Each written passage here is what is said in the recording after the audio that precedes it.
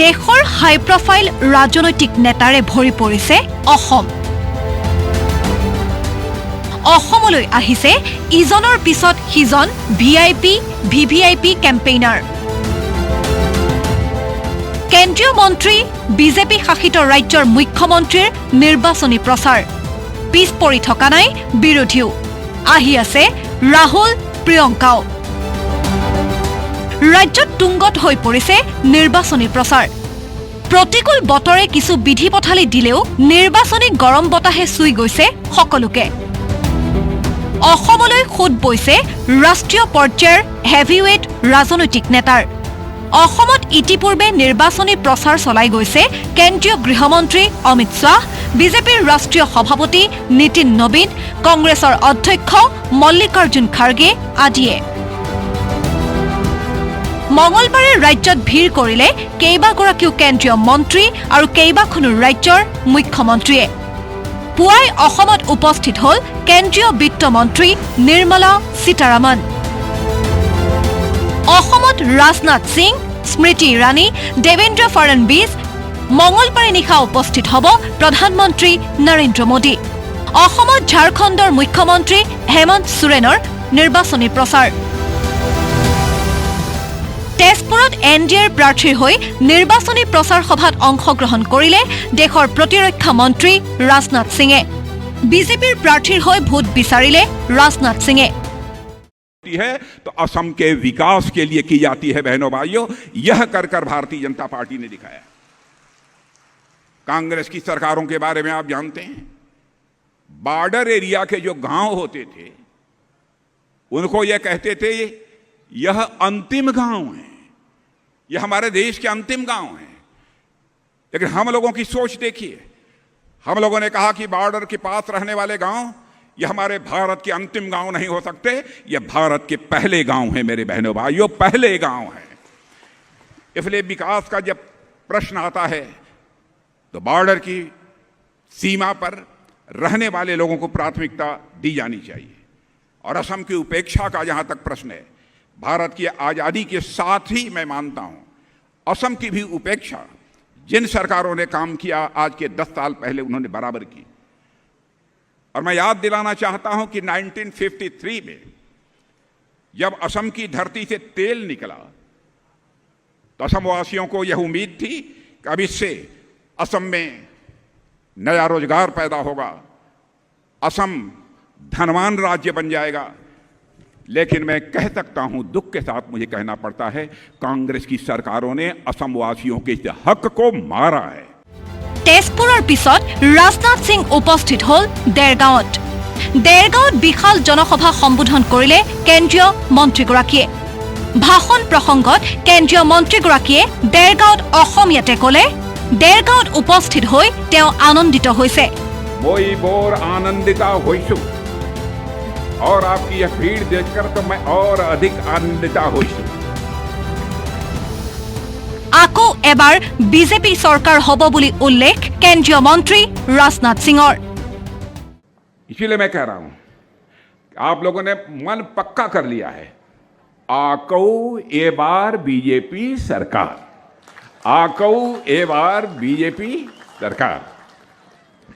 मेरे बहनों भाइयों, भाजपा की प्रतिज्ञा है, भाजपा का संकल्प है कि हर कीमत पर असम की संस्कृति और पहचान की हम रक्षा करेंगे, चाहे जो भी कीमत चुकानी पड़े। हम असम की संस्कृति और असम की पहचान पर किसी भी सूरत में आंच नहीं आने देंगे, हम आपको पूरा विश्वास दिलाते हैं। যোৰহাটত বিজেপি প্ৰাৰ্থী হিতেন্দ্ৰনাথ গোস্বামীৰ হৈ প্ৰচাৰত অংশগ্ৰহণ মহাৰাষ্ট্ৰৰ মুখ্যমন্ত্ৰী দেৱেন্দ্ৰ ফাড়নবিছৰ। অসমীয়াতে ভাষণৰ আৰম্ভণি মহাৰাষ্ট্ৰৰ মুখ্যমন্ত্ৰীগৰাকীৰ। সকলোকে নমস্কাৰ। অসমবাসী ৰাইজলৈ সাদৰ সম্ভাষণ জ্ঞাপন কৰিছোঁ। क्या खबर आपन लोक सबर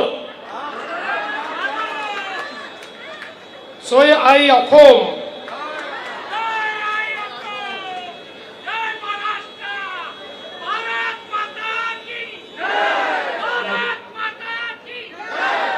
मुझे इतना ही आता है। তৃতীয়বাৰৰ বাবে অসমত চৰকাৰ গঠনৰ দাবী দেৱেন্দ্ৰ ফডণবীছৰ। সাংবাদিকৰ প্ৰশ্নত অসমৰ প্ৰশংসাত পঞ্চমুখ মহাৰাষ্ট্ৰৰ মুখ্যমন্ত্ৰীগৰাকীৰ। इनके बहुत प्रेम करने वाले लोग हैं। असम की जो संस्कृति है वो बहुत ही प्यार देने वाली संस्कृति है और यहाँ की चाय तो पूरी दुनिया में फेमस है। लेकिन अब चाय के साथ साथ मोदी जी ने और हेमंत दादा ने असम को दुनिया के मैप पर लाया है।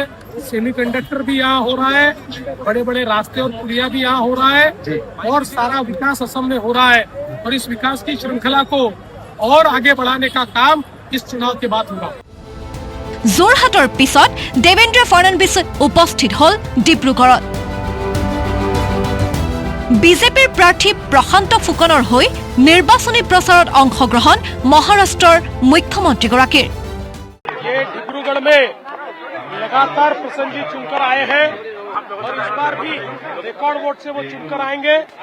असम में मोदी जी ने किया हुआ काम, असम के मुख्यमंत्री हेमंत बिस्वा शर्मा जी ने किया हुआ काम, इसकी तूती बोल रही है। लोगों में उनके प्रति बहुत विश्वास है। लोग उनको चुनकर लाना चाहते हैं वापिस।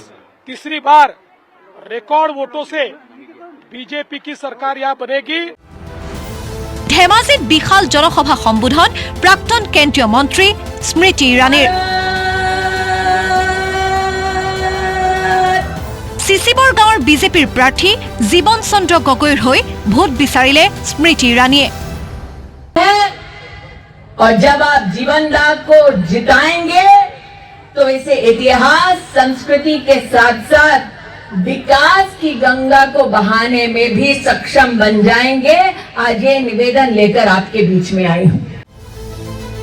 স্মৃতি ইৰাণীৰ মুখত 2 লাখ চাকৰিৰ প্ৰসংগ। চাকৰি লাভ নকৰা যুৱক যুৱতীসকলক কিদৰে চৰকাৰে সংস্থাপনৰ পৰিকল্পনা কৰিছে সেয়া উল্লেখ কৰিলে প্ৰাক্তন কেন্দ্ৰীয় মন্ত্ৰীগৰাকীয়ে। कांग्रेस के इन कारनामों को हराएंगे, कमल का फूल खिलाएंगे और फिर से भारतीय जनता पार्टी की सरकार बनाएंगे। ইফালে অসমৰ ভিন্ন প্ৰান্তত ব্যাপক নিৰ্বাচনী প্ৰচাৰ চলাইছে ঝাৰখণ্ডৰ মুখ্যমন্ত্ৰী হেমন্ত সোৰেনে। ঝাৰখণ্ড মুক্তি মৰ্চাৰ প্ৰাৰ্থীৰ হৈ মঙলবাৰে ওদালগুৰিৰ ডিমাকুছিত বিশাল জনসভা ঝাৰখণ্ডৰ মুখ্যমন্ত্ৰীগৰাকীৰ। ভেৰগাঁও সমষ্টিৰ জেএমএমৰ প্ৰাৰ্থী প্ৰভাত দাস পানিকাৰ হৈ নিৰ্বাচনী প্ৰচাৰ চলালে হেমন্ত সোৰেনে। হেলিকপ্টাৰ লৈ জনসভাত উপস্থিত হোৱা হেমন্ত সোৰেনৰ সভাত দেখিবলৈ পোৱা গ'ল চাহ জনগোষ্ঠীয় লোকৰ ব্যাপক অংশগ্ৰহণ। উল্লেখযোগ্য যে মঙলবাৰে নিশাই ডিব্ৰুগড়ত উপস্থিত হ'ব প্ৰধানমন্ত্ৰী নৰেন্দ্ৰ মোদী। অসমত কেইবাখনো জনসভাত অংশগ্ৰহণ কৰিব দেশৰ প্ৰধানমন্ত্ৰীগৰাকীয়ে। এইদৰে অসমৰ নিৰ্বাচনত ভৰি পৰিছে ৰাষ্ট্ৰীয় পৰ্যায়ৰ হেভিৱেট ৰাজনৈতিক নেতাৰে। ব্যুৰ' ৰিপৰ্ট, আছাম টক্স।